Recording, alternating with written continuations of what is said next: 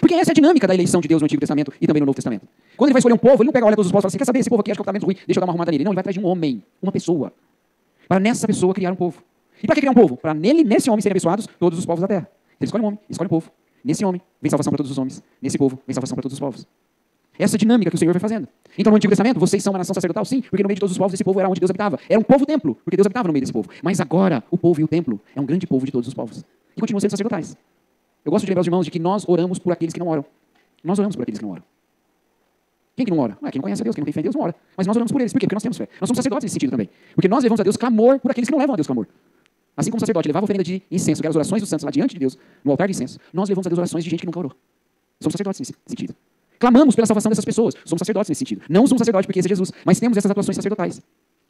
Encenamos a aliança, como faziam os sacerdotes. A aliança de Deus com a humanidade, que muita gente não conhece, mas nós fazemos isso. Nós somos sacerdotes. E compreendem o reino de Deus, que se submetem ao reino de Deus, e no reino de Deus somos feitos aqueles que reinam com Cristo. Um reino de sacerdotes. Uma nação santa. Uma nação santa. A ideia da santidade, lá na origem da sua palavra, é a ideia da separação. Né? Mas não é separado, gente, assim, tirado fora, não. É a ideia de algo específico. Ou uma outra palavra, exclusivo. E com isso, esse termo se conecta com o termo seguinte. É um povo de propriedade de Deus. Exclusivo. A santidade do povo de Deus é uma exclusividade. Qual exclusividade? A exclusividade da dedicação da vida para a vontade de Deus. Quando o utensílio do templo era santificado, ele não era santificado para guardar e ficar lá guardado. Né? Sabe aquele jogo de porcelana que a sua mãe tinha em casa? E ela não tirava por nada do armário. Você fala assim, mãe, só vai usar esse jogo de porcelana assim, quando vier o Papa aqui, quando vier o rei, quando vier, né? A mãe fala, não, só quando vier Jesus mesmo.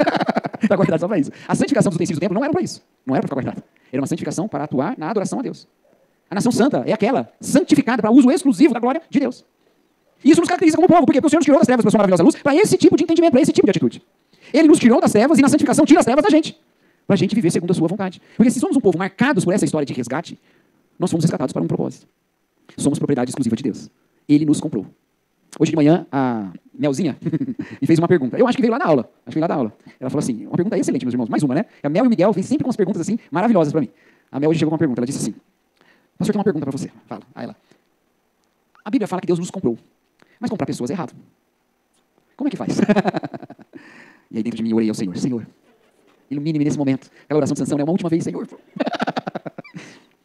E eu falei, olha, Mel, sabe que no Brasil já teve escravidão, né? E na época da escravidão, as pessoas compravam umas às outras. Era horrível, terrível. As pessoas escravizadas eram compradas e vendidas. Mas tinha um grupo de pessoas, havia vários grupos desses, tá, gente? Mas tinha um grupo de pessoas, especificamente os caifazes, que eles se juntavam grana e compravam pessoas escravizadas. Mas eles faziam isso e logo em seguida libertavam elas. Eles compravam, mas eles compravam para libertar. É assim que Deus fez com a gente em Jesus. Ele nos comprou com o sangue de Jesus, mas para a gente ter realmente liberdade. E é isso que acontece mesmo, meus queridos. O Senhor nos tirou das trevas para a sua maravilhosa luz. Ele nos comprou com sangue precioso. Para nele nós temos a real liberdade. Porque a real liberdade tem a ver com o propósito por qual nós vivemos. E não tem a ver com simplesmente ser escravizados pelas vontades dos pecados que vêm nos assediar.